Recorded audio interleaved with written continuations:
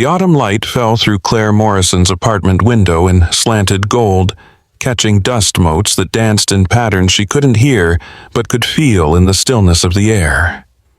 Her hand moved across the Wacom tablet in fluid strokes, bringing color to a poster design for a Broadway musical she'd never attend.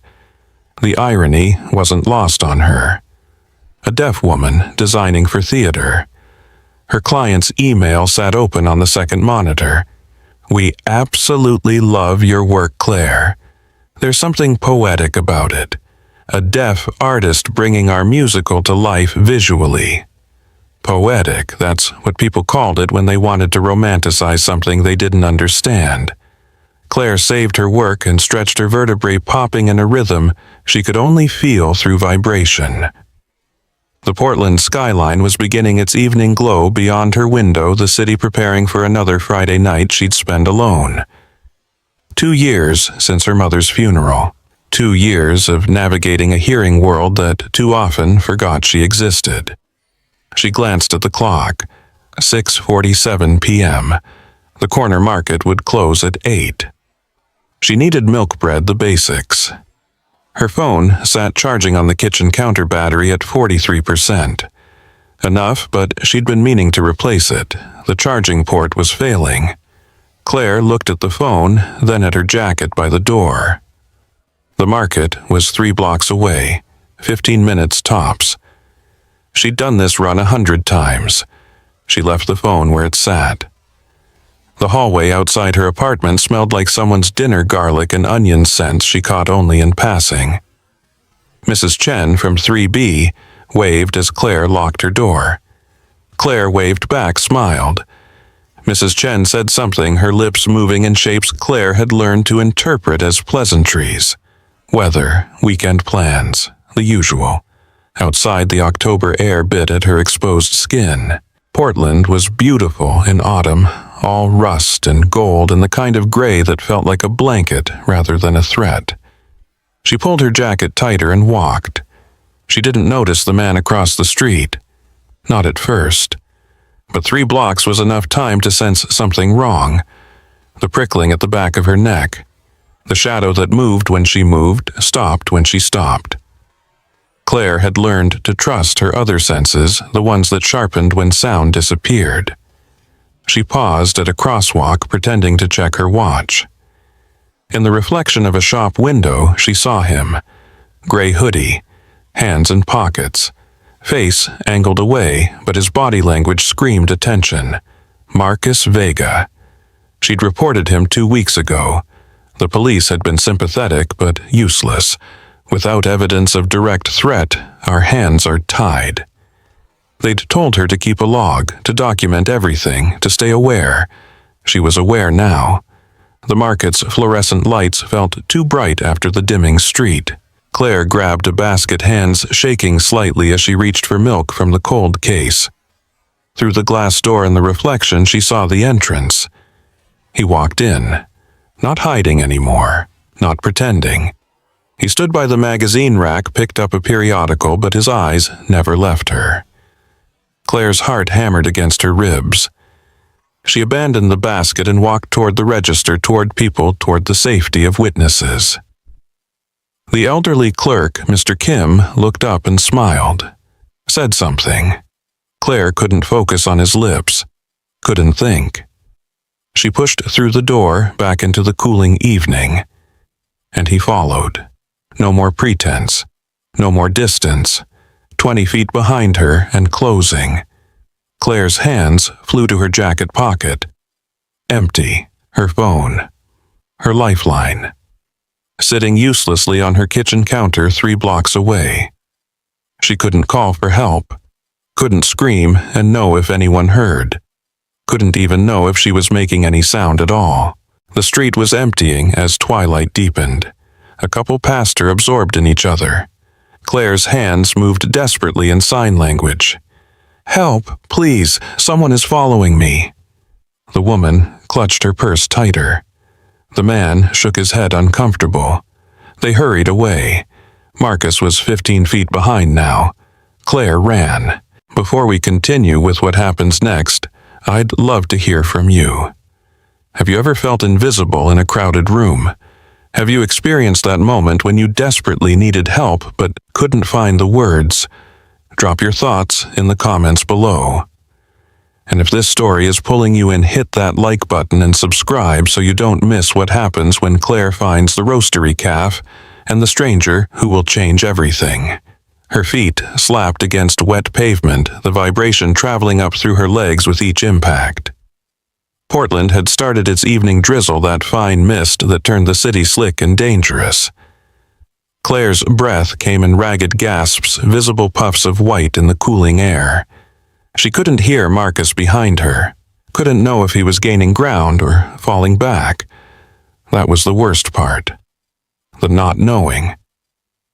She relied on shadows, on the peripheral glimpses of movement, on the primal instinct that screamed danger. A taxi passed its yellow blur, barely registering. Claire's hand shot up desperate, but the driver didn't see her or didn't care. The brake lights never flickered. The street stretched ahead, businesses closing for the evening, metal gates rolling down over storefronts. Claire's lungs burned. She wasn't a runner. She was an artist who spent 12 hours a day at a computer, whose exercise routine consisted of walking to the corner market. The corner market where this nightmare had started. She risked a glance back. Marcus was there, maintaining his distance, that horrible patient smile on his face. He knew she was trapped in a silent movie where she was the only one who couldn't hear the score building to its terrible crescendo. Ahead, salvation. A hardware store, lights still on an elderly man locking the front door. Claire put on a burst of speed, her ankle rolling slightly on the wet concrete. Pain shot up her leg, but adrenaline pushed her forward. The man had his back to her key in the lock. Claire reached him, grabbed his shoulder. Too hard. He startled, turned, and she saw the flash of fear in his eyes before it settled into confusion. Her hands moved in desperate signs. Please, help me. Call police. Man following me. Please. The elderly man's face creased with concern. He said something, his weathered lips forming careful words. Claire tried to focus to read them, but panic made everything blur. She caught okay and slow down, but nothing else. He pointed to his ear, shook his head. Hearing aid. Battery dead or turned off. He couldn't help her, even if he wanted to understand. Claire's eyes burned with tears. The man pulled out a notepad from his jacket pocket, offered it with a pen, but there was no time. Marcus was crossing the street now, no longer pretending to maintain distance. She ran. The industrial part of the street gave way to residential. Houses with warm lights and windows. Families sitting down to dinner. Children doing homework. People living normal lives, insulated from the terror unfolding on their sidewalk. Claire stumbled up the steps of a house with a porch light on. Pounded on the door. Once. Twice. 3 times. Her fist ached. The door opened. A young woman, maybe 30, with a baby on her hip. She looked at Claire, at her wild eyes and heaving chest, and her expression shifted from surprise to wariness. Claire's hands flew through the air. Help! Please help! Someone following me. Dangerous. Please call 911. The woman bounced. The baby took a step back. Said something. Claire couldn't catch it, couldn't focus. The baby started to cry, its face scrunching up in that universal expression of infant distress. I'm sorry, the woman mouthed, clear enough that Claire understood. I don't know sign language. The door closed, slowly, apologetically, but it closed. Claire stood on the porch, shaking. She could see Marcus now standing under a streetlight half a block away. He'd lit a cigarette. The small orange glow marked him in the gathering dark. He was waiting. He had all the time in the world. She descended the steps on legs that felt like water. Fight or flight, her body screamed, but there was nowhere to fight, and she was running out of places to flee. 2 blocks ahead, the commercial district started again. Restaurants, bars, the Friday night crowd. safety in numbers. Claire pushed toward it, her wet hair plastered to her face, her jacket soaked through. A bus stop. 3 people waiting, scrolling through phones, living in their digital bubbles. Claire approached a woman about her age, professional-looking in a blazer and jeans. She tapped the woman's shoulder, not too hard this time, controlled despite the panic. The woman looked up from her phone, startled but not afraid. Claire signed, trying to slow her hands, trying to be clear. "I need help. A man is following me. I'm deaf. I don't have my phone. Can you call the police? Please." The woman's face registered understanding, then sympathy, then helplessness. "I'm so sorry," she said, and Claire caught the words on her lips. "I don't understand sign language." But the woman pulled out her phone, typed something, showed Claire the screen. "What do you need me to do?" Hope flared in Claire's chest. She pointed across the street. Marcus, no longer hiding, leaning against a building, watching. The woman followed her finger, saw him, and something in her posture changed. She believed. Her fingers flew across her phone. She showed Claire, "Calling 911 now." But Marcus saw. He straightened, flicked his cigarette into the gutter, and started walking. Not toward them. Away. Casual, unhurried. Just a man out for an evening stroll. The woman spoke into her phone, her eyes tracking Marcus as he turned a corner and disappeared. She looked at Claire, showed her the screen again. "They're sending someone. Can you stay here with us?" Claire nodded, but her whole body was shaking now. Delayed shock setting in. The woman put an arm around her shoulders, guided her to the bus stop bench. The other people waiting had their phones out now, recording or texting or posting whatever people did when something interesting interrupted their commute. A police siren wailed in the distance. Claire couldn't hear it, but she saw the woman's head turn, saw the flash of blue and red lights reflecting off the wet street. Marcus was gone, vanished into Portland's Friday night crowd like smoke. The police car pulled up. 2 officers emerged. The helpful woman spoke to them, gesturing to Claire, then to where Marcus had been. One officer approached Claire, a young woman with kind eyes. She said something. Claire pointed to her ears, shook her head. The officer's expression shifted to understanding. She pulled out a notepad, wrote, "Are you okay? Who was following you?" Claire took the pen with shaking hands, wrote, "Marcus Vega. I reported him 2 weeks ago. He's been stalking me."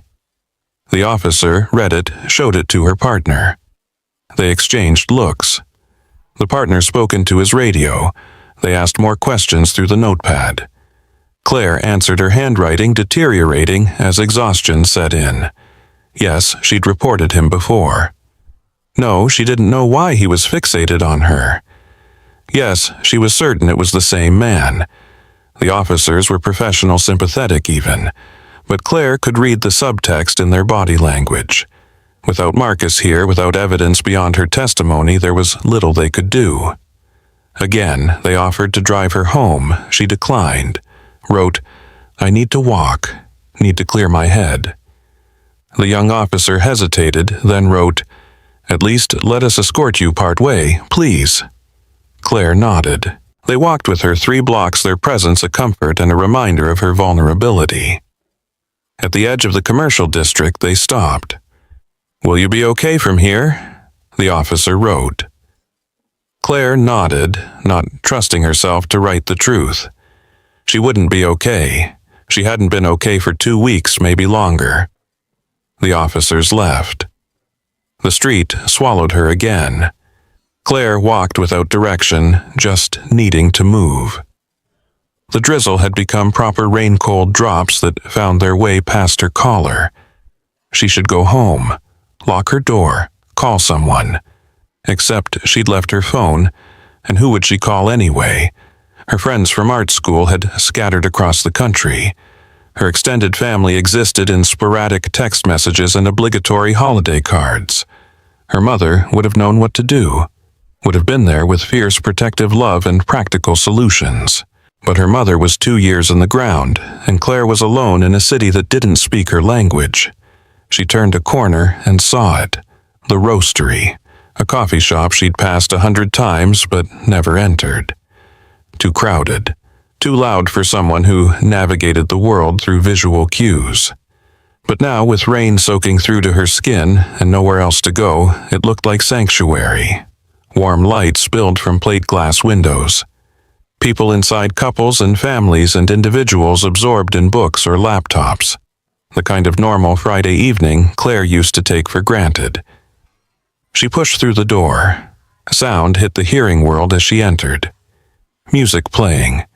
Conversations layering over each other. The hiss of an espresso machine. The clink of ceramic and silverware. Claire experienced it as a wall of movement and expression, a pantomime she couldn't fully understand. A barista with purple hair and multiple piercings looked up from the counter, smiled. "Hey, welcome to the Roastery. Grab any seat."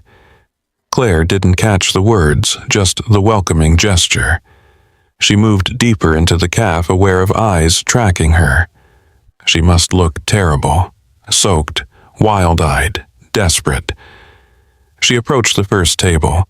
A middle-aged woman reading a paperback, reading glasses perched on her nose. Claire's hands moved, still shaking but forming clear signs. "Please, I need help. A man has been following me. I'm deaf. I need someone to call the police." The woman looked up, startled. She said something. Claire couldn't read her lips, the angle was wrong. The woman looked around as if seeking help, clearly uncomfortable. Claire moved to the next table. College students, 3 of them. Textbooks and highlighters scattered across the surface. She signed the same message, more desperate now. One student, a young man with kind eyes, pulled out his phone, started typing. But his friends were already packing up, grabbing their bags, clearly wanting to exit this uncomfortable situation.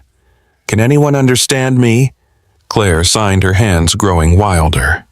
"Please. Anyone." The cafe had gone quieter. People were staring now, not with understanding, but with that particular discomfort the hearing world reserved for disability they didn't know how to navigate. The door chimed behind her. Claire didn't need to turn to know. She felt it. That cold presence that had been shadowing her for 2 weeks. Marcus had followed her inside. The last safe space was no longer safe. Her vision blurred with tears. She was surrounded by people and utterly alone, invisible in the most terrible way. Then she saw them, a man and a little girl at a table by the window. The man was maybe 35, wearing a faded Henley with what looked like blueprint smudges on the sleeve. Dark hair, strong jaw, eyes that were actually seeing her, not looking through her or past her. The little girl, maybe 5 years old, had a coloring book open in front of her, a purple crayon in her small hand.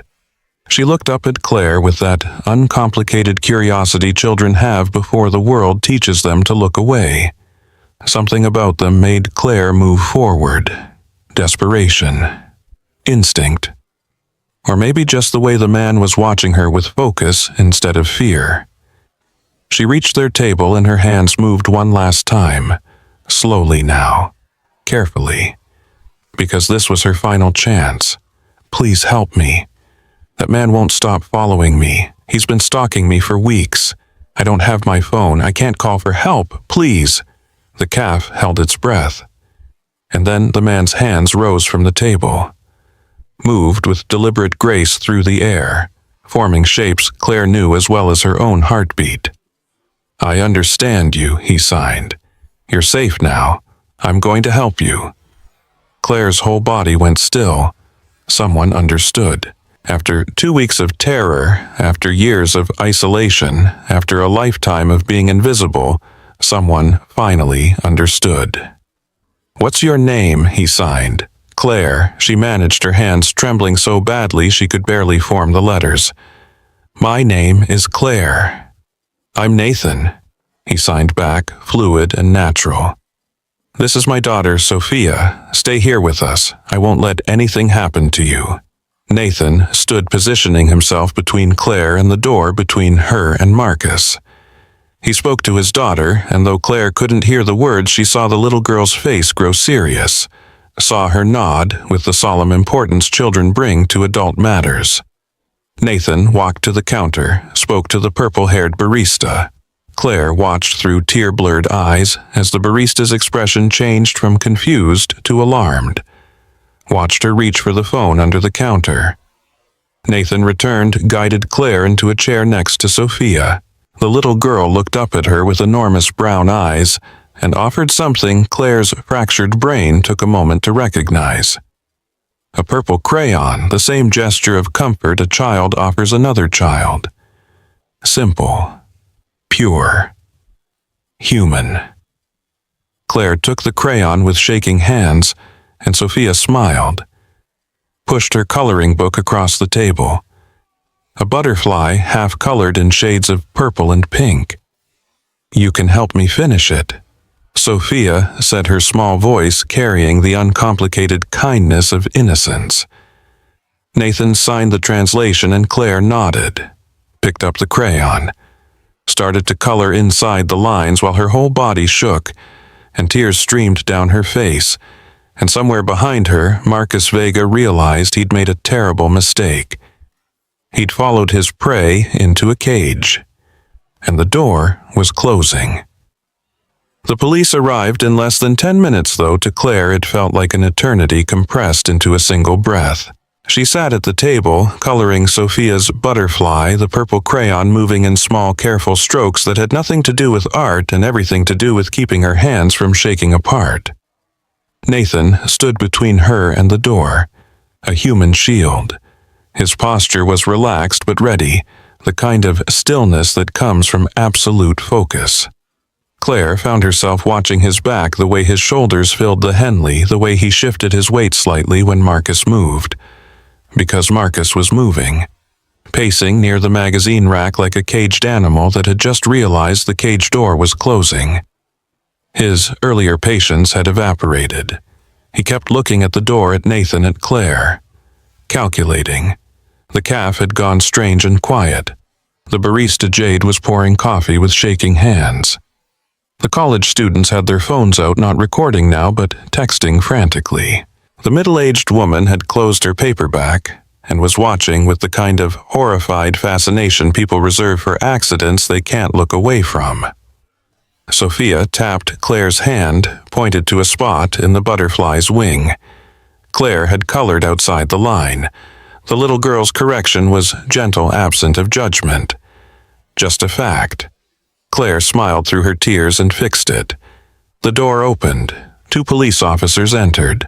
One was tall and broad, Latino, maybe 45, with the kind of face that had seen enough to not be surprised by much. The other was younger Asian American, his uniform still crisp, like he gave a damn about presentation. Claire couldn't hear what happened next, but she could see it, could read the body language like sheet music. The older officer, his name tag read, Rivera, moved to block the exit.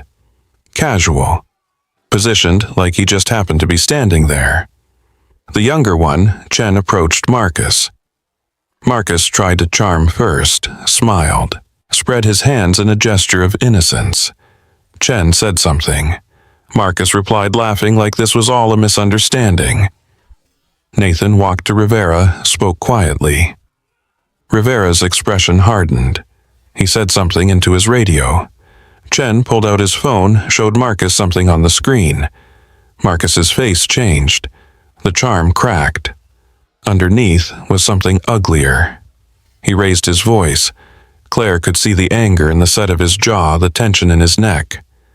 Rivera's hand had moved to his belt. Not to his gun, but close enough, a warning. Nathan came back to the table, signed to Claire. They're checking his ID.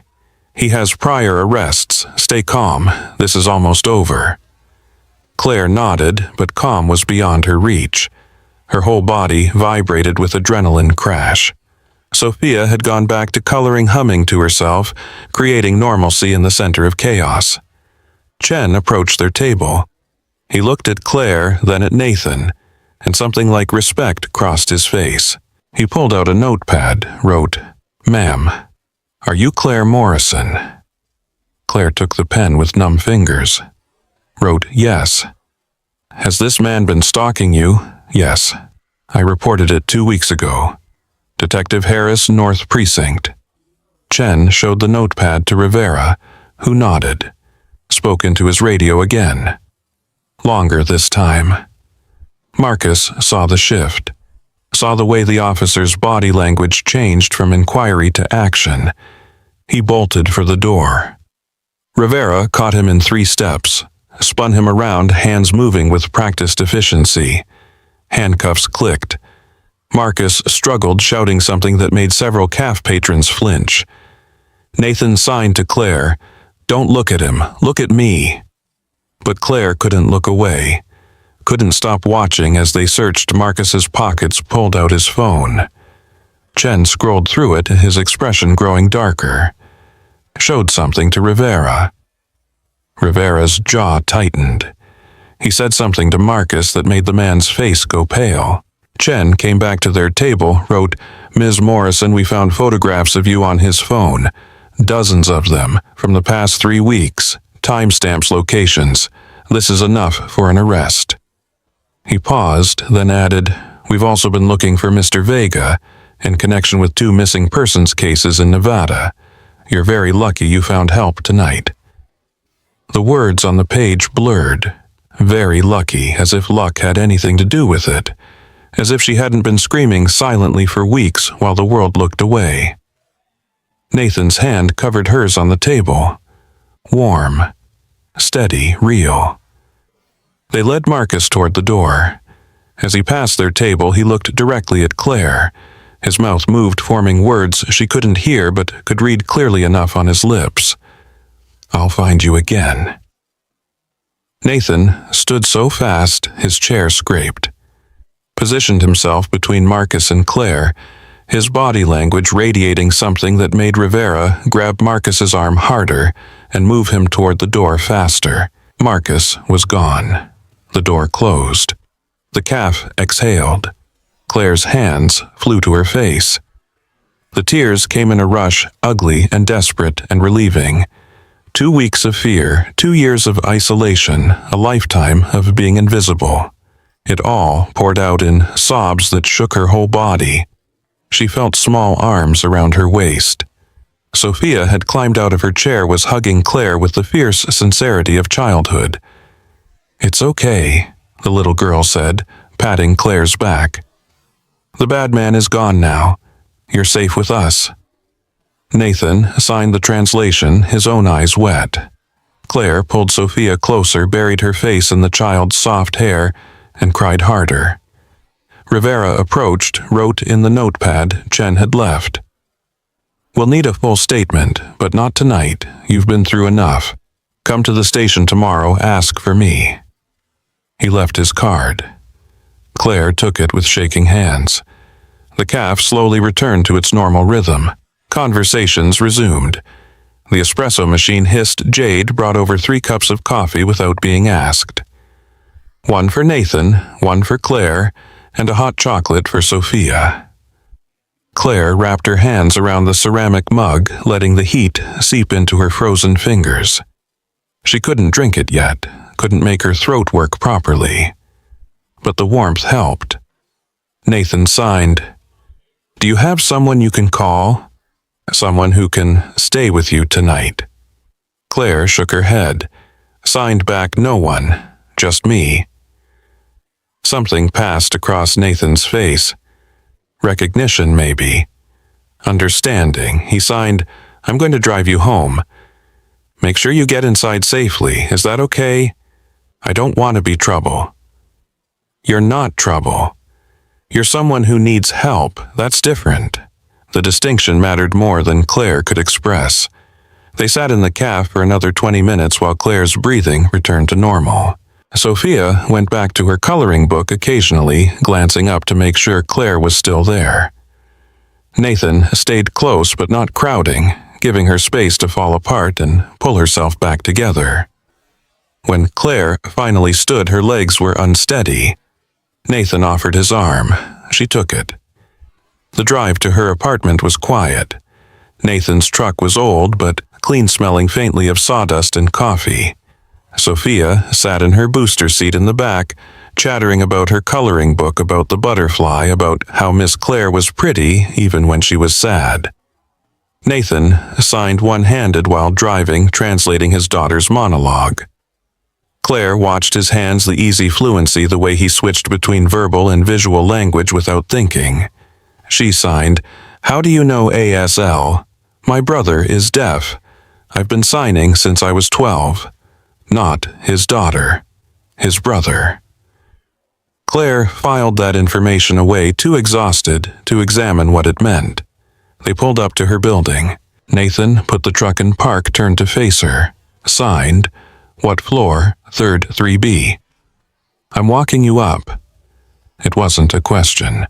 Claire was too tired to argue. She led them through the building's main door, up the stairs that smelled like old carpet and other people's cooking. Her hands shook as she tried to unlock her apartment door. Nathan gently took the keys, unlocked it for her, handed them back. He stepped inside first, flipped on lights, checked the small space with the thoroughness of someone who understood threat assessment. Bedroom, bathroom, kitchen, closet. "Empty," he signed. "You're safe." Sophia had fallen asleep in Nathan's arms during the walk-up. Dead weight, her head on his shoulder, mouth slightly open. Claire felt a pang watching them, family, the kind of wholeness she'd lost 2 years ago. Nathan shifted Sophia carefully, signed one-handed.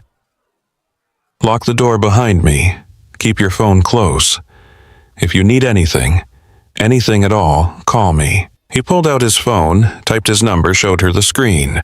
Claire added it to her contacts with fingers that felt disconnected from her body. "Thank you," she signed. "I don't know how to." "You don't have to thank me. I'm just glad you found us." Us.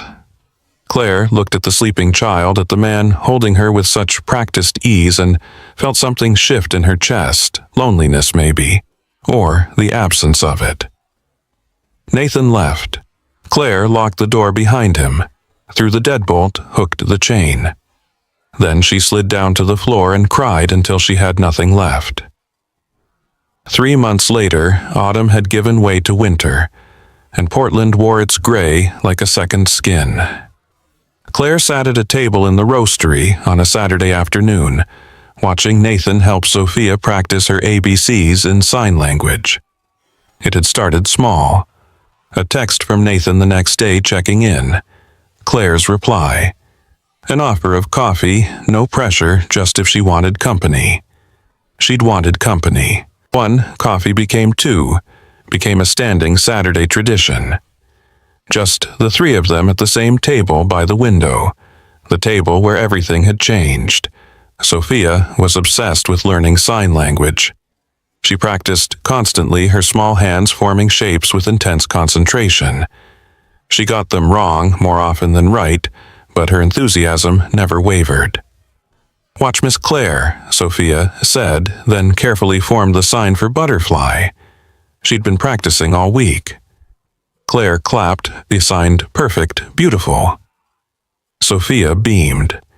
"Can you teach me more animal signs I want to know? Elephant and giraffe and penguin?" Nathan translated, and Claire spent the next 10 minutes teaching Sophia the animal kingdom in ASL. The little girl's laughter was silent to Claire, but she could see it in the scrunch of her nose, the way her shoulders shook, the pure joy radiating from her small body. These Saturdays had become the anchor of Claire's week, the marker between before and after. She'd been to the police station, given her statement. Marcus Vega was awaiting trial, held without bail due to his connection to the Nevada cases. Claire tried not to think about what might have happened if she'd never walked into this cafe. Nathan caught her eye, signed, "You okay?" She nodded. More than okay.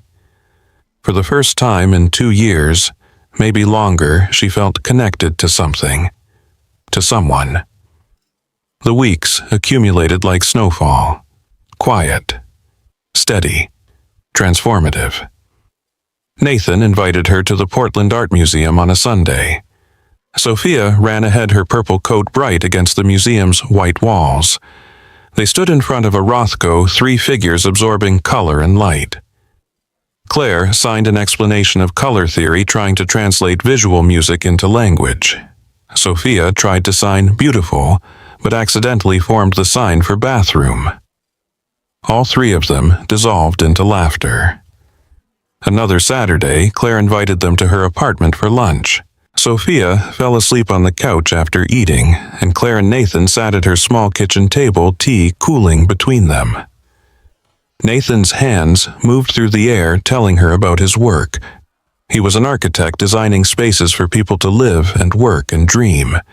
His hands were builder's hands, scarred and capable, but they moved through sign language like poetry. Claire found herself watching those hands more than she should. She told him about her mother, about the stroke that came without warning, about learning to navigate the world alone, about the silence that felt less like peace and more like exile. Nathan's hand covered hers on the table, just for a moment, but long enough for Claire to feel the warmth, the calluses, the steadiness. "You're not alone anymore," he signed when he pulled back. Claire wanted to believe him. One evening, Nathan invited her to his house for dinner. It was a small bungalow in northeast Portland, the kind of place that felt lived in and loved. Photographs covered the walls. Claire found herself drawn to one in particular, a woman with dark hair and a brilliant smile holding a baby. The baby was Sophia, maybe 6 months old. The woman was beautiful in that effortless way some people are like. Happiness was her default setting. "That's Amelia," Nathan said, coming to stand beside Claire. "Sophia's mom." Claire had noticed the wedding ring he still wore, had wondered but never asked. She signed what happened. Nathan's hands moved slowly, like the story was heavy. Genetic heart defect. Completely undetected her whole life. She was dancing with Sophia in our kitchen one morning. 2 weeks later, she was gone. "I'm so sorry. It's been 2 years. Some days are harder than others." He paused, looked at the photograph. "But I have Sophia, and lately I have Saturday afternoons that don't feel quite as empty." He looked at Claire when he said it, and something passed between them that had nothing to do with sign language and everything to do with recognition. 2 people who'd lost things. 2 people who understood what it meant to rebuild. The weeks turned into months, and Claire found herself thinking about Nathan at odd hours, while sketching, while falling asleep, while making her morning coffee. She caught herself buying a purple notebook because it reminded her of Sophia, caught herself checking her phone too often, waiting for Nathan's texts, caught herself caring in ways that felt dangerous and necessary all at once. One Saturday, Sophia tugged on Nathan's sleeve. "Daddy, can Miss Claire come to my birthday party, please?" Nathan translated, raised his eyebrows in question. Claire signed yes before she'd fully thought it through. The party was beautiful chaos. Children everywhere, deaf and hearing mixed together, all of them communicating in that fluid way kids have before the world teaches them barriers. Nathan's mother was there, a warm woman who hugged Claire like they were old friends. "I'm so glad Nathan found you," she said, and Nathan translated. "He's been alone too long." Claire watched Nathan across the yard, surrounded by children, helping Sophia blow out her candles. Watched the way his face lit up when his daughter was happy. Watched the way he glanced over, caught Claire's eye, smiled. Something in her chest tightened and loosened all at once. That night, after the party, after Sophia had fallen asleep surrounded by new toys, Nathan walked Claire to her car. The December air was sharp, their breath visible in small clouds. Nathan signed, "Thank you for coming." It meant a lot to Sophia. Just Sophia. The question was bolder than Claire intended, but she was tired of pretending, tired of ignoring the way her heart rate increased when he was near. Nathan's hand stilled. Then, No, not just Sophia. They stood in the cold close enough that Claire could see the gold flecks in his brown eyes. Close enough to feel the heat of him, close enough to lean forward to close the distance to find out if his lips were as warm as his hands. But Nathan stepped back. Signed, "I need to tell you something. Something I should have said a long time ago." Claire's heart dropped. This was it. The moment when he explained why this couldn't happen. Why she was convenient but not enough. Why saving someone didn't mean loving them. "Okay," she signed. "Tell me." Nathan looked at his house at the window where Sophia slept. When he looked back at Claire, his expression was raw, vulnerable. "Not here. Not now. Tomorrow. Can you meet me for coffee? Just us?" Claire nodded, not trusting herself to sign anything else. She drove home with her hands tight on the wheel, trying to prepare herself for whatever truth Nathan was carrying. Trying to remember that she'd been alone before, that she could be alone again if she had to be. But God, she didn't want to be. The coffee shop was different on a Sunday morning, quieter. The weekend rush hadn't started yet, and the space felt almost intimate. Claire arrived the first ordered tea she wouldn't drink and sat at a table in the corner. Not their usual table. That one felt too loaded with history. Nathan walked in 10 minutes later, looking like he hadn't slept. His hair was disheveled, his eyes shadowed. He bought coffee black and sat across from her. For a long moment, neither of them moved. The silence between them was different from usual. Waiting. Nathan's hands rose slowly. "Thank you for meeting me." "You're scaring me," Claire signed back. "I know. I'm sorry." He wrapped his hands around his coffee cup, stared into it like it might hold answers. Then he looked up, met her eyes, and signed. "I haven't been completely honest with you." Claire's stomach dropped. Here it was. The truth that would explain everything or destroy it. About what? Nathan took a breath. Started signing. 6 months before I met you, before that night in the caf, I took Sophia to the doctor. She'd been having trouble hearing her teachers at school. I thought it was ear infections, something simple. His hands paused. Claire waited, her heart hammering. They ran tests, hearing tests, genetic screenings, MRIs. They found something. His fingers trembled slightly. Sophia has a progressive genetic condition. The same mutation Amelia carried but never manifested in her. It's causing Sophia's hearing to deteriorate. Claire's hands flew up. "Can they fix it? Surgery, hearing aids?" Nathan shook his head. "Hearing aids will help for a while, but the progression is inevitable. By the time she's 12, maybe sooner, she'll be completely deaf." The words hung between them. Complete. Inevitable. Deaf. Claire's mind spun. Sophia.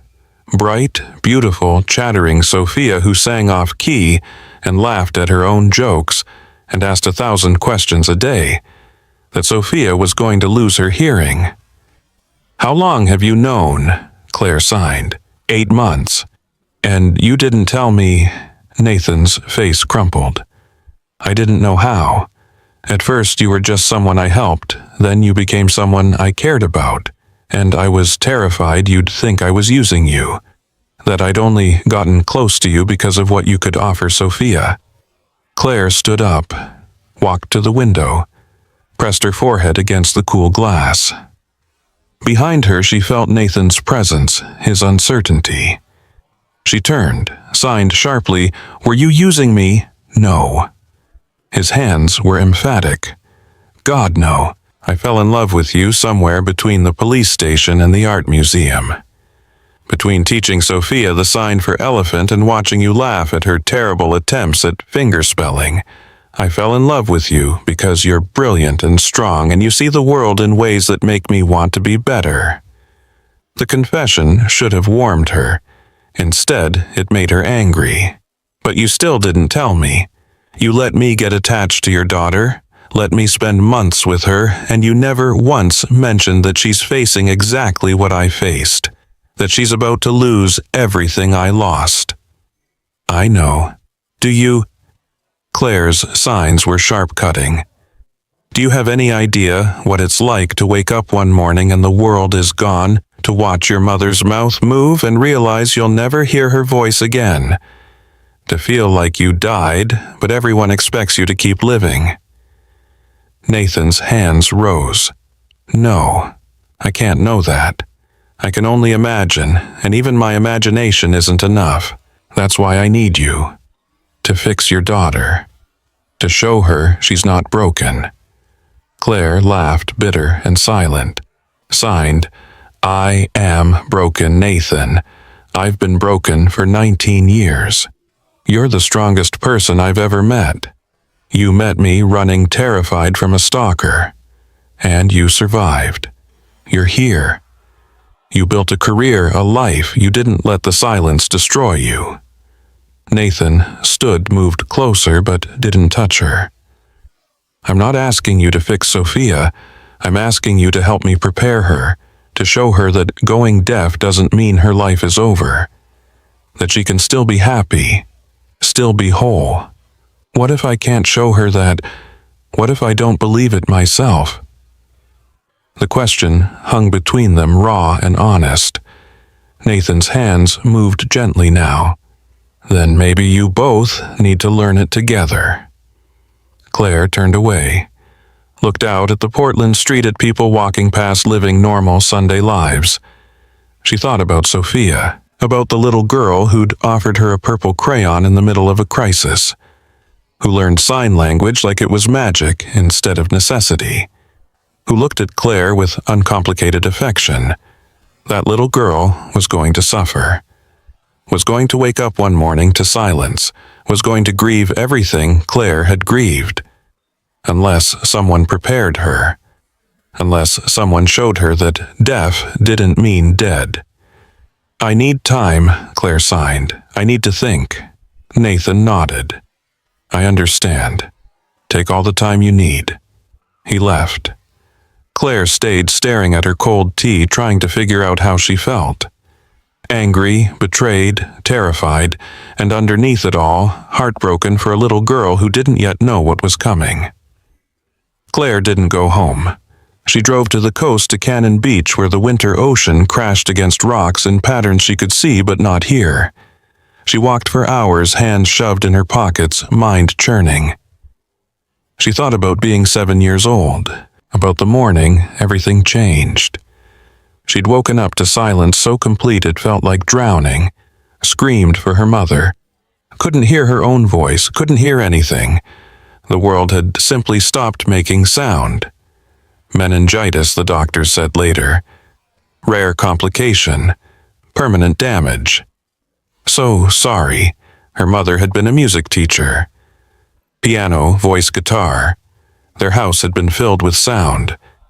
And then it wasn't. Claire remembered her mother's face, the devastation in her eyes, when she realized her daughter would never hear music again, would never hear her sing, would never experience sound the way hearing people took for granted. But her mother had learned, had taken ASL classes, had become Claire's advocate, her interpreter, her bridge to a world that didn't speak her language, had fought school boards and doctors and insurance companies, had made sure Claire never felt less than. And when Claire's father left, unable to handle having a deaf daughter, her mother had held Claire and signed, his loss, you are perfect exactly as you are. Claire's mother had made her believe it, had shown her that deaf wasn't a deficiency, just a difference. Standing on the beach, watching waves, she couldn't hear Claire realize she'd been lying to Nathan. She wasn't broken. Her mother had made sure of that. But she was scared, terrified of watching another little girl go through what she'd gone through, of not being enough to help, of failing when it mattered most. The sun was setting when Claire drove back to Portland. She stopped at a convenience store, bought a notebook and a pen, sat in her car and started writing, not in English, in memories. She wrote about being 8 and refusing to go to school because the other kids stared. About her mother making her go anyway, making her be brave. She wrote about being 10 and discovering art, about how drawing gave her a voice that didn't need sound. She wrote about being 12 and going to her first deaf community event, about meeting other kids who signed, who understood, who didn't make her feel alien. She wrote about being 15 and falling in love with a deaf boy named Marcus. Different Marcus. Kind Marcus, who taught her that communication was about connection, not sound. She wrote about being 17 when her mother had the stroke, about losing the one person who truly understood her, about the isolation that followed. She wrote about being 26 and running through Portland streets terrified and alone, convinced no one would help. And she wrote about finding Nathan, about the moment his hands rose and formed words she could understand, about the relief so profound it felt like resurrection. She wrote until her hand cramped, until the notebook was full of truth she'd been avoiding. Then she pulled out her phone and texted Nathan, "Can you come over? We need to talk." He arrived 30 minutes later, worry etched in every line of his face. Claire let him in, led him to her kitchen table, handed him the notebook. "Read it," she signed, "all of it." Nathan read slowly, carefully, his expression shifting from confusion to understanding to something that looked like awe. When he finished, he looked up at her with wet eyes. "Claire." She cut him off with a raised hand, started signing. "When I was 7, I woke up deaf, and I wanted to die, not dramatically, just quietly. I couldn't imagine living in silence forever." Her hands moved steadily, sure. "My mother wouldn't let me. She made me fight, made me live, made me believe I was still whole." Nathan nodded, waiting. "She died 2 years ago, and I forgot. I forgot that I'm whole. I forgot that being deaf is just part of who I am, not all of who I am. I let myself become isolated again. I let the silence feel like a prison instead of just a different kind of quiet." "You're not isolated anymore," Nathan signed. "No, because of you. Because you saw me when everyone else looked away." Claire took a breath. "Sophia is going to go through what I went through. She's going to grieve. She's going to be angry and scared and lost, and I can't stop that. Nobody can. I know. But I can show her what comes after. I can show her that deaf doesn't mean broken, that she can still have a full life. Friends, career, love, everything." Nathan's hands rose. "Are you saying?" "I'm saying yes. I'll help her. I'll help you prepare her, but on my terms. Anything." Claire's signs were firm, definitive. "This isn't about us. About you and me. This is about Sophia, about giving her the best possible chance to navigate what's coming. I need you to understand that. I do. Do you? Because I need to know you didn't fall in love with me because I'm convenient. Because I can teach your daughter sign language and make your life easier." Nathan stood, closed the distance between them. His hands moved in the small space separating their bodies. "I fell in love with you because you're fearless, because you walked into that calf terrified and still asked for help, because you color outside the lines in Sophia's coloring books and pretend it was an accident, because you laugh at my terrible sign puns, because when you look at me I feel seen in a way I haven't felt since Amelia died." He paused. "Sophia needs you, but I need you too, and those are separate things. I promise you, they're separate things." Claire wanted to believe him, needed to believe him. She signed, "I'm going to help Sophia, but you and me, we need to go slow. I need time to trust this, to trust that I'm not just a solution to your problem. However slow you need, I'm not going anywhere. They stood in her small kitchen, the air between them charged with possibility and fear, and something that felt like hope. "Tell me about her prognosis," Claire signed. "Everything. I need to know what we're dealing with." Nathan pulled out his phone, showed her medical reports, doctor's notes, genetic test results. They sat at her table for hours, going through every detail. The timeline, the progression, what sounds Sophia was already losing. What would go next? By midnight, they had a plan, rough but workable. Introduce Sophia to the deaf community slowly. Make it feel natural, not scary. ASL classes, but framed as learning a cool new language, not preparation for loss. Deaf mentors, kids her age, who could show her that life continued after silence. "When do we tell her?" Claire signed. Nathan's face clouded. "The doctors said to wait, to let her be a kid for as long as possible. The doctors are wrong." "What?" Claire's signs were gentle but firm. "I was 7 when I went deaf. Nobody prepared me. Nobody warned me. One day I could hear, the next I couldn't. It was traumatic, terrifying. I thought I was dying." She paused, gathering her thoughts. "Sophia is 6, old enough to understand in simple terms. We don't have to tell her everything, but she deserves to know why she's learning sign language, why she's meeting deaf kids. She deserves to be part of her own story." Nathan looked at his hands. At the wedding ring he still wore. "Amelia and I used to fight about this, about how much truth kids can handle. She always said more than we think. She was right. When should we tell her?" "Soon, together, you, me, and her. We make it a conversation, not an announcement. We answer her questions. We let her feel whatever she feels, and we promise her she won't be alone." Nathan nodded slowly. Okay. We'll tell her next weekend. Give me time to figure out how to say it." Claire reached across the table, covered his hand with hers. The wedding ring was smooth under her palm. "You don't have to do this alone anymore. That's what I'm trying to tell you. You've been carrying this for 8 months by yourself. But now there's 2 of us." Nathan turned his hand over, laced his fingers through hers. The contact was electric, simple, perfect. They stayed like that for a long moment.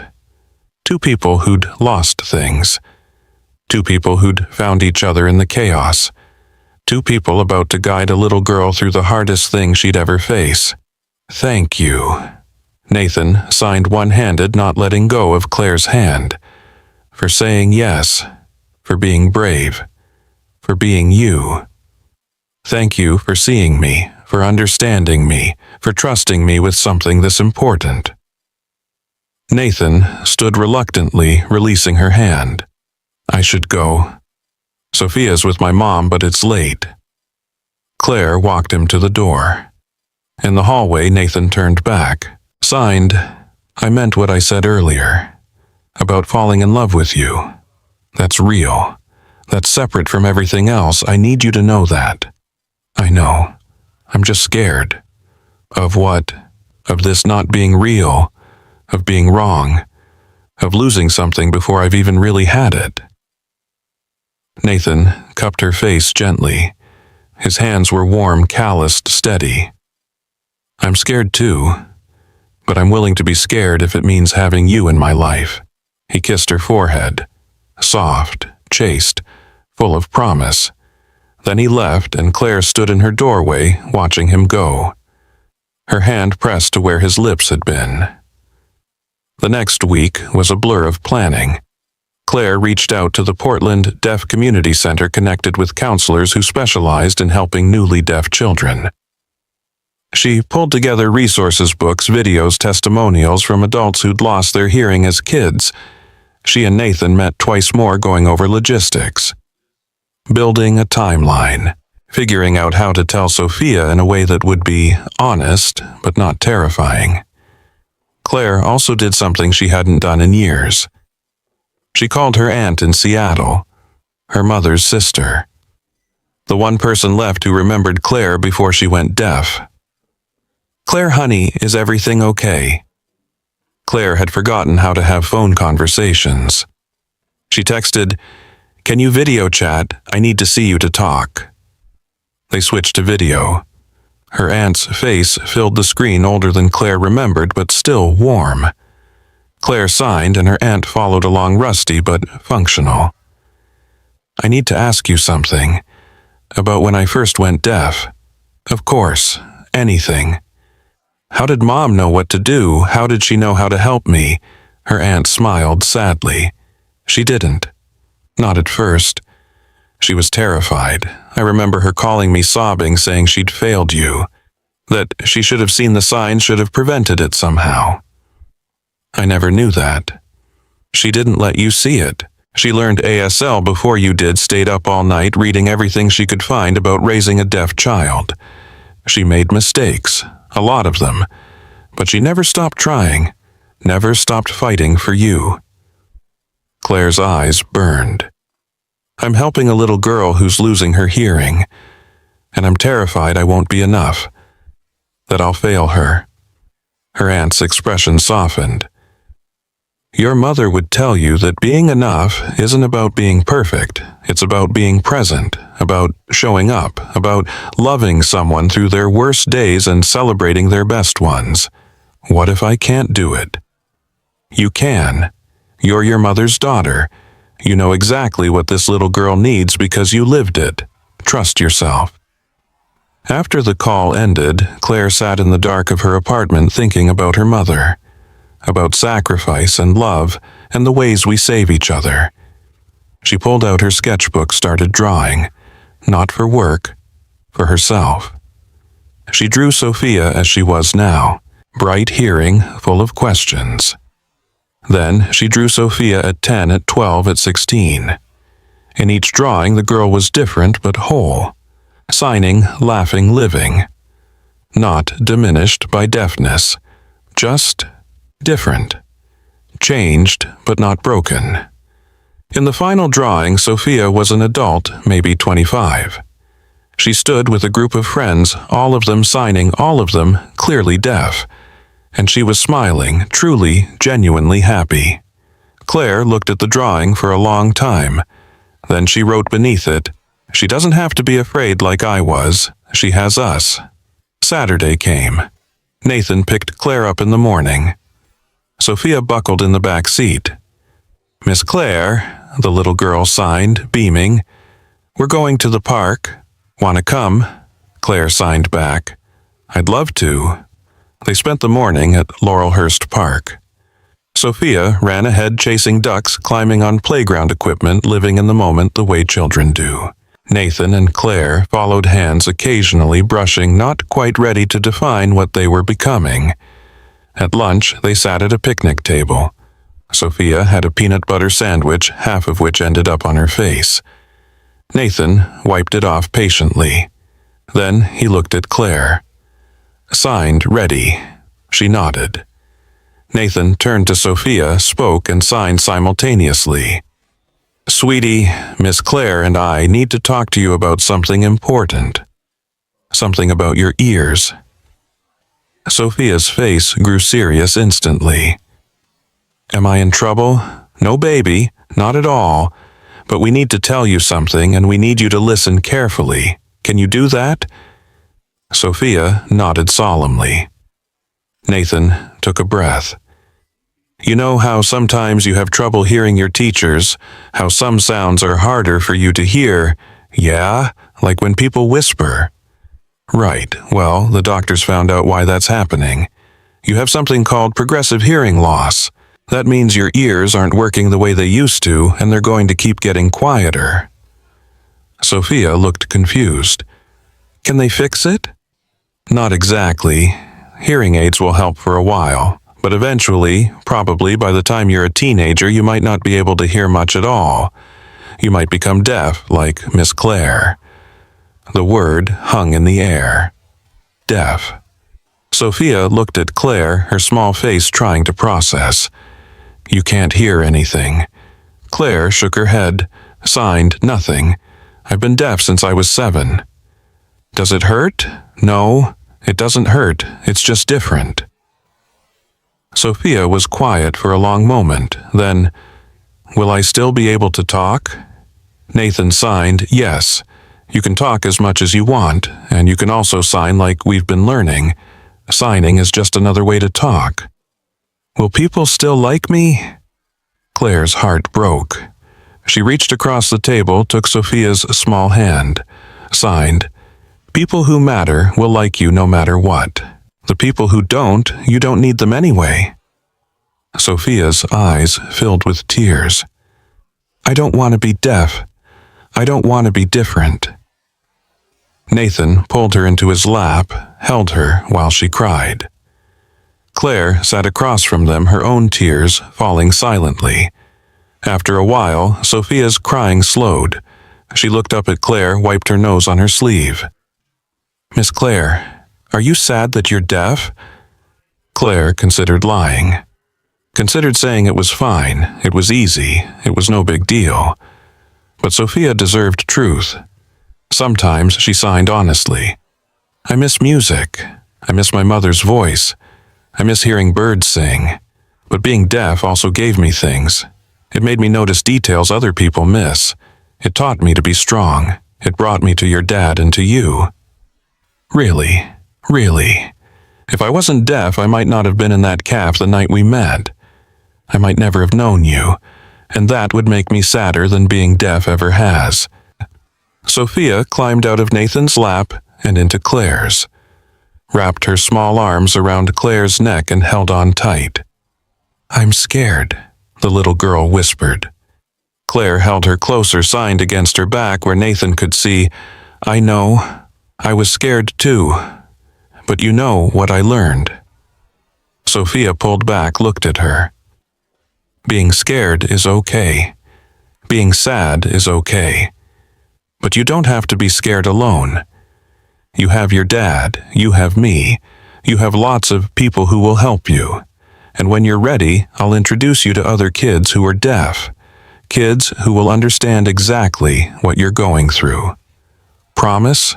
Promise. They sat at that picnic table for another hour, answering Sophia's questions. Some were heartbreaking. Will I forget what music sounds like? Some were practical.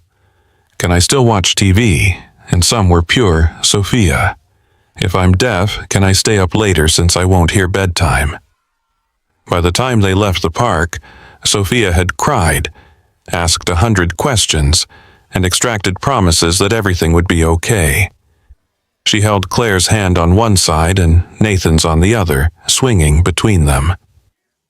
Miss Claire, Sophia ain't still practicing. Will you teach me everything you know about being deaf? Claire looked at Nathan over Sophia's head. He was watching her with an expression she couldn't quite read. Gratitude, maybe. Or love, or both. She looked back at Sophia, signed, yes, I'll teach you everything. And you'll teach me things too. What can I teach you? How to be brave. You're already better at it than I am.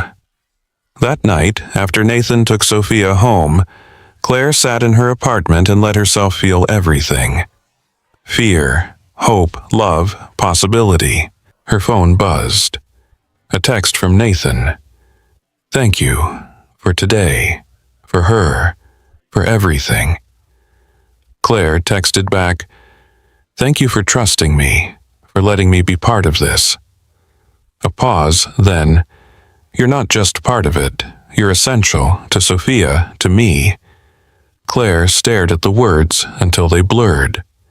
Then she typed, I'm falling in love with you, I'm scared of it, but I'm doing it anyway. The response came fast.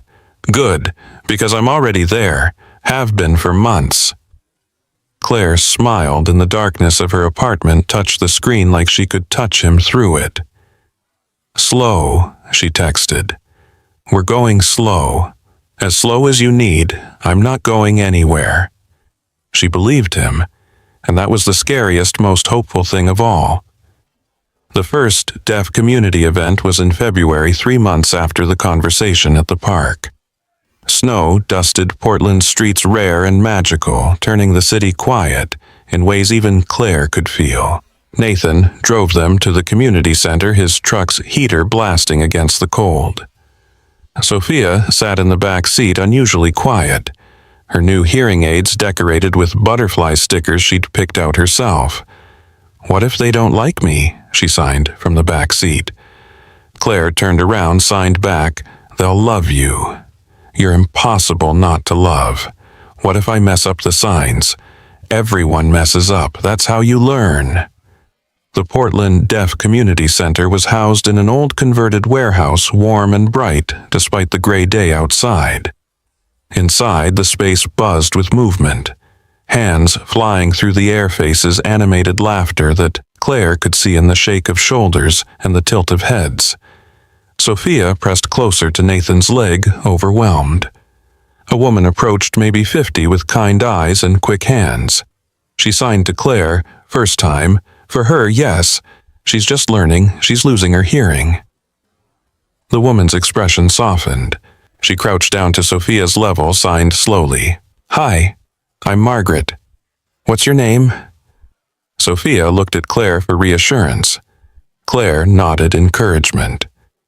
"Sophia," the little girl fingerspelled carefully. Margaret beamed. "Beautiful name. Want to meet some other kids?" Sophia glanced at Nathan, who signed, "Go ahead, sweetie. We'll be right here." A group of children were gathered in the corner, ranging from about 4 to 10 years old. Some wore hearing aids like Sophia. Others had cochlear implants. Some had nothing, their deafness complete and unadorned. Margaret led Sophia over. Claire watched the little girl's body language shift from nervous to curious. One boy, maybe 7, showed Sophia a picture book. Started signing the story, his hands moving with the exaggerated drama of childhood. Sophia watched, mesmerized.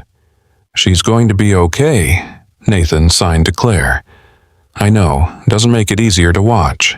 Nathan's hand found hers, laced their fingers together. They stood like that, hands clasped, watching Sophia discover she wasn't alone. An hour later, Sophia ran back to them, her face flushed with excitement.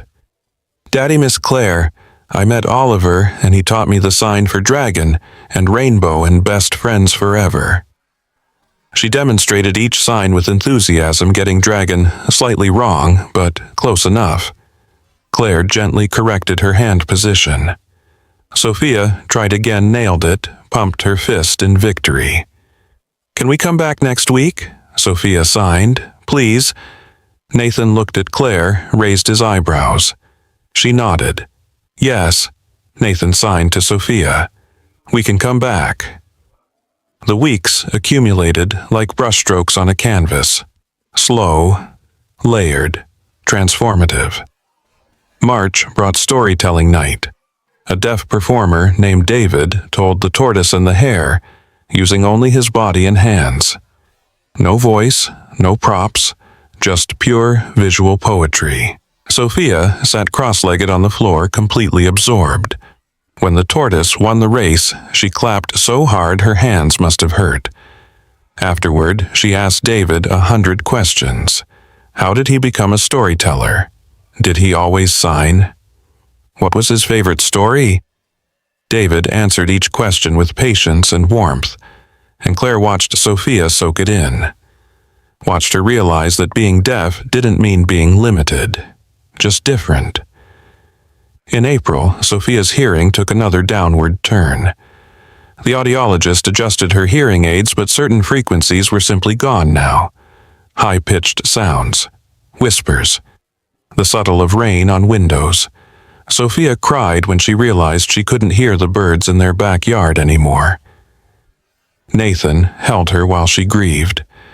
Claire sat beside them, signing, "I remember when I lost birds too. It was one of the hardest things." "What did you do?" Sophia signed through tears. "I learned to watch them instead, to see their patterns, the way they move. And I realized that watching a bird is almost as beautiful as hearing one. Almost, but not quite. and it's okay to be sad about that. Sophia climbed into Claire's lap, burrowed against her chest. I'm glad you're here. I'm glad you understand. Claire held her tighter, met Nathan's eyes over Sophia's head. His expression was raw, grateful, something else that made Claire's heart skip. By May, Sophia was bilingual in a way most 6-year-olds could never dream of. She moved fluidly between spoken English and ASL, often in the same sentence. At school, she started teaching her classmates basic signs. Her teacher called Nathan concerned at first, then amazed. She's become a bridge. The other kids are fascinated. We're thinking of starting an ASL club. Nathan told Claire over coffee at the roastery, their Saturday tradition unbroken by months. She's handling this better than I am. Kids are resilient, especially when they're supported. She's supported because of you. Claire's hands stilled on her cup. Nathan, I know we're going slow. I know this is about Sophia, but I need you to know that watching you with her, seeing how you've changed her life, it makes me love you more every day. Claire's breath caught. Love. Present tense. Active. Real. I love you too, she signed.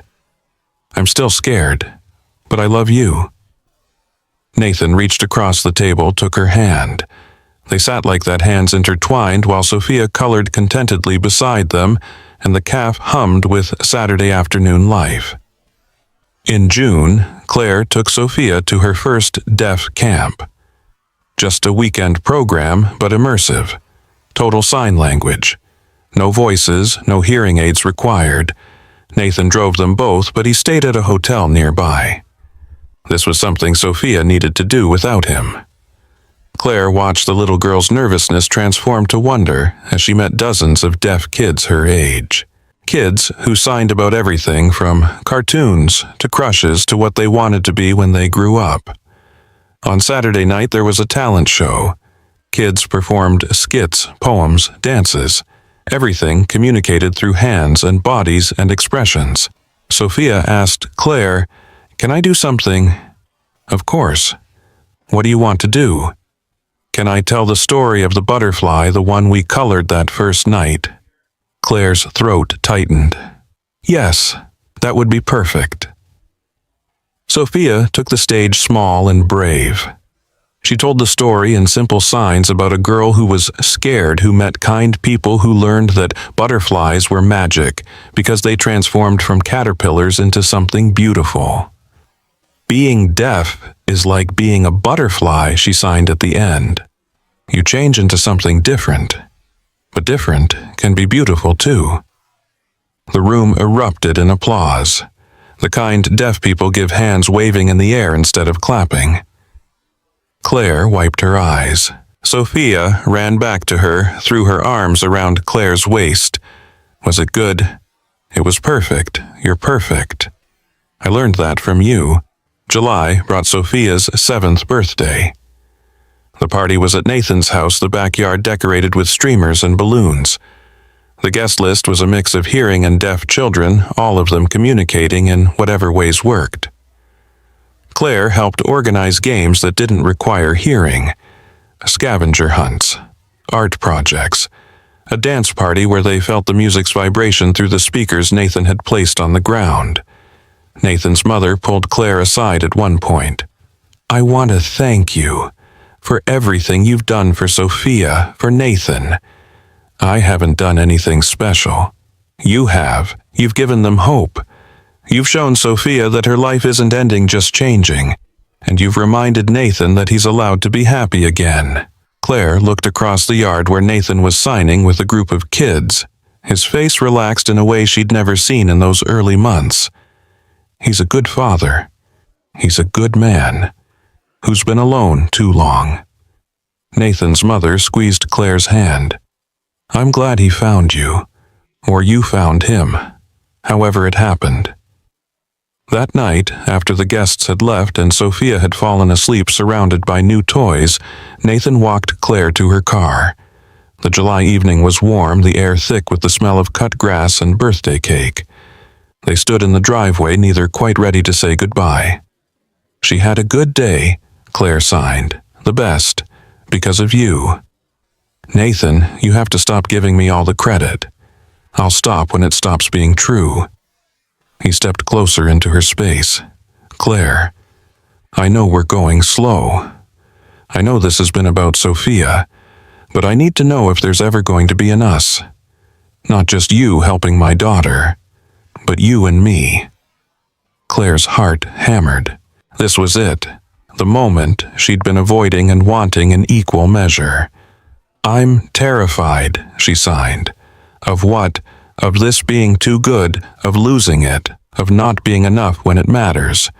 Nathan cupped her face gently, made sure she could see his hands when he signed with one. "You are enough. You have always been enough. The question is whether I'm enough for you." "You are. God, Nathan, you are." "Then can we really try not slow, not careful. Just try."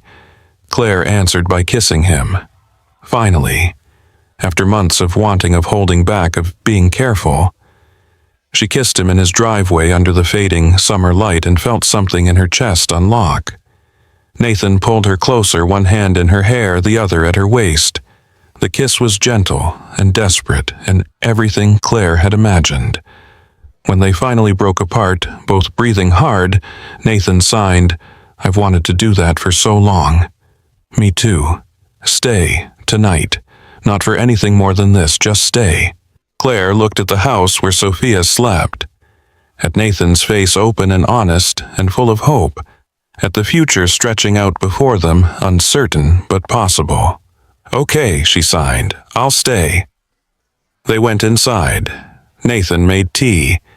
They sat on the couch, Claire tucked against his side, and talked until midnight. About everything, about nothing. About the life they might build together. When Claire finally fell asleep, it was with Nathan's arm around her, and his heartbeat steady against her cheek. August marked a year since that terrifying night in the roastery. Nathan suggested going back, all three of them, to mark the anniversary. Claire agreed, though the idea made her nervous. Going back to the place where everything changed felt weighted with meaning. They arrived on a Saturday evening just as the summer sun was starting to set. The cafe looked exactly the same. Same warm lighting. Same vintage Edison bulbs. Same smell of coffee and cinnamon. But everything was different. Jade, the purple-haired barista, looked up when they entered. Her face broke into a huge smile. She signed, "You came back." Claire stared. "You learned ASL. We all did. The whole staff. After what happened after we couldn't help you, the owner decided we needed to be better.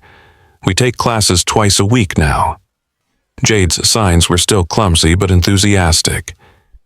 "We even have a menu in ASL." She showed them. Sure enough, the menu board had been redesigned with sign language illustrations alongside the written words. "Jade, this is amazing," Claire signed. "You inspired us. Now we have deaf customers come in all the time. It's become kind of a community spot." They took their usual table by the window. Sophia ordered hot chocolate. Nathan got his black coffee, and Claire ordered tea she'd actually drink this time. The cafe had filled with the early evening crowd. Claire recognized a few faces from the deaf community center. They waved, signed greetings. Sophia signed back, comfortable and confident. "Hard to believe it's been a year," Nathan signed. "A year since the scariest night of my life." Claire signed back. "A year since the best night of mine," Nathan countered. Sophia tugged on Claire's sleeve. "Miss Claire, can I tell you something?" "Of course." The little girl's hands moved carefully, forming signs she'd been practicing. "1 year ago, you were very scared. You found us. But I think we found you too." Claire's eyes stung. "Sophia, you taught me that being deaf doesn't mean broken. It means different kind of beautiful." Sophia reached into her backpack, pulled out a handmade card covered in butterflies. "This is for you." Claire opened it with shaking hands. Inside, in Sophia's careful 7-year-old handwriting, "Will you be my forever teacher, love, Sophia." Below that, in Nathan's handwriting, "Will you be my forever, we love you, N and S." A small box fell out of the card onto the table. Claire's hands flew to her mouth. Nathan picked up the box, opened it. Inside was a silver necklace. A butterfly pendant, delicate and beautiful. "It opens," Nathan signed. Claire took it with trembling fingers. The butterfly split in half, revealing a locket. Inside was a photo she recognized from the art museum trip. The three of them, Sophia in the middle, all of them laughing. "I'm not asking you to marry me," Nathan signed quickly. "Not yet, but I'm asking you to be part of our family, officially, permanently. To stop saying you're just helping and accept that you're essential. To us, to me, to Sophia, to our family." Sophia added her signs emphatic. Claire looked at them, at Nathan with his hopeful, terrified expression, at Sophia with her absolute confidence that Claire would say yes, at the butterfly necklace that symbolized transformation and hope and second chances. Yes. She signed her hands, shaking so much she almost couldn't form the words. Yes. Yes. Yes. Nathan's face broke into a smile so bright it could have powered the calf. He stood, pulled Claire up, kissed her right there in front of Sophia and Jade and the entire Saturday evening crowd. Sophia made exaggerated gagging sounds, then giggled. "Does this mean Miss Claire gets to live with us?" Nathan pulled back from the kiss just enough to sign, "If she wants to. Someday." "I want to," Claire signed. "Not tomorrow, not next week, but someday. Yes." Sophia launched herself at both of them, wrapping her small arms around their legs.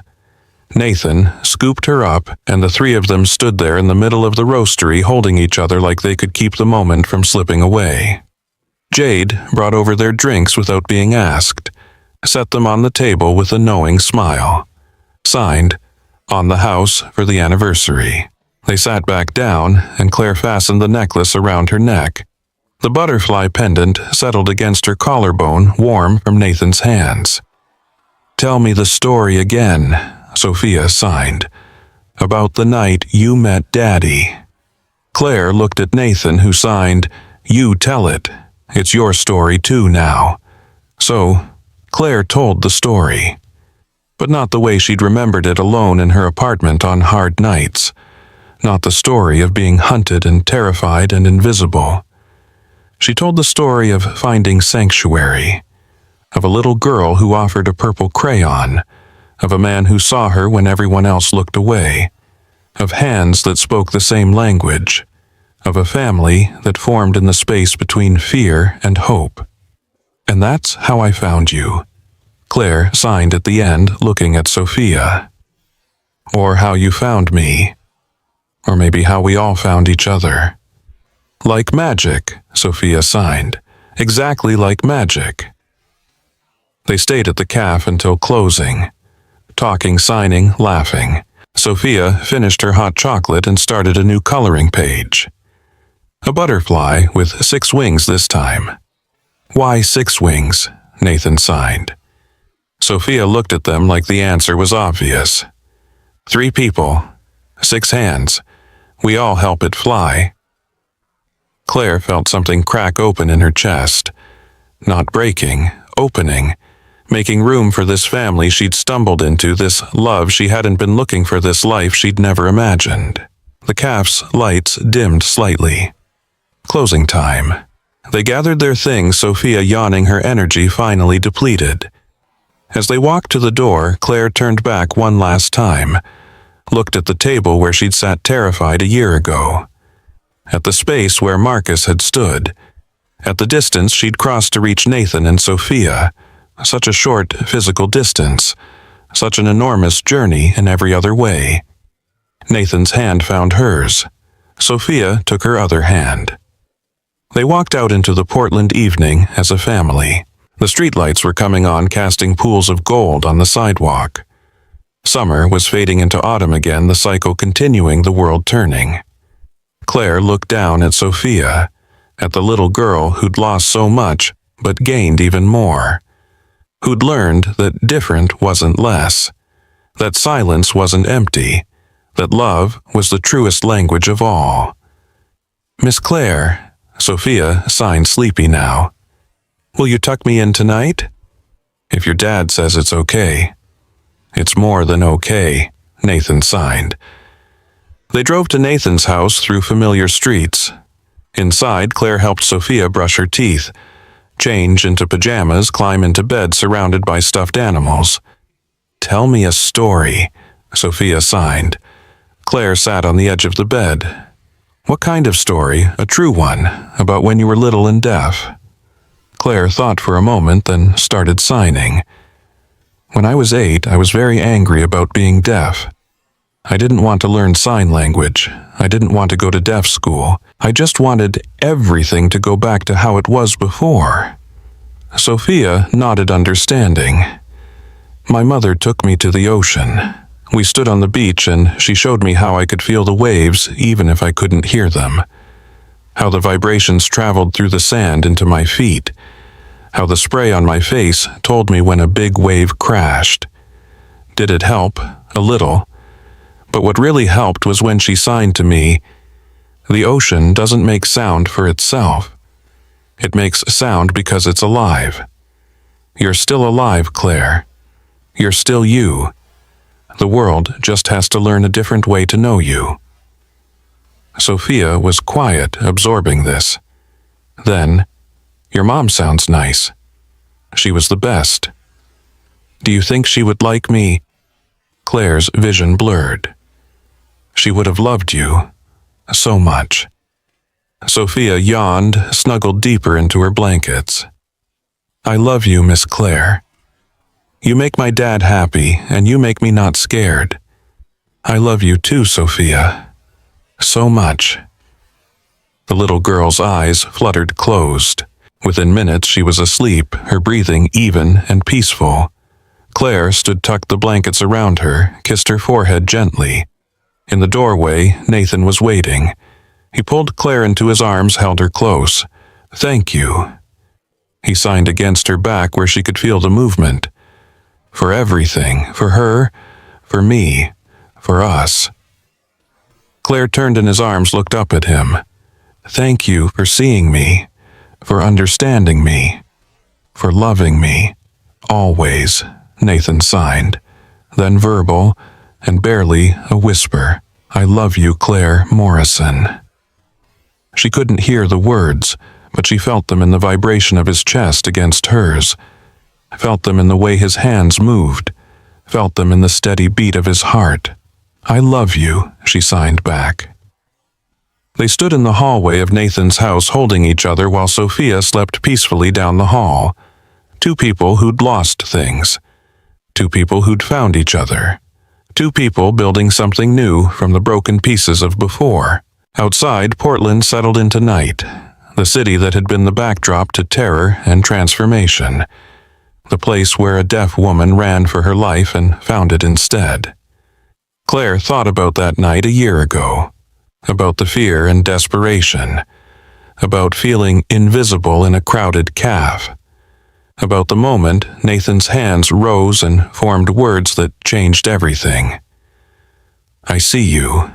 3 simple signs that meant everything. She saw him too, saw his strength and his fear and his enormous capacity for love, saw the way he'd rebuilt his life after loss, saw the father he was and the partner he was becoming. And Sophia, beautiful, brave Sophia, who was learning that transformation wasn't loss, just change, just becoming something different and equally beautiful. Claire touched the butterfly necklace at her throat, felt the weight of it, the promise. She was part of this family now, not because Nathan had saved her that night, though he had, not because she could teach Sophia about being deaf, though she would, but because they'd chosen each other, again and again, through fear and hope and all the messy, beautiful space between. The language of hands had brought them together, but it was love that made them family, and that was the truest story of all. If this story touched your heart, if it reminded you that our differences can become our strengths, and that the people we need most often appear when we least expect them, please take a moment to share your thoughts in the comments below. Have you ever felt invisible? Have you ever been seen by someone who changed your life? Your stories matter, and I read every single one. And if you want more stories about the unexpected ways we find family, about courage in the face of fear, and about love that transforms us, hit that subscribe button. Thank you for being here, for listening, for seeing. Until next day.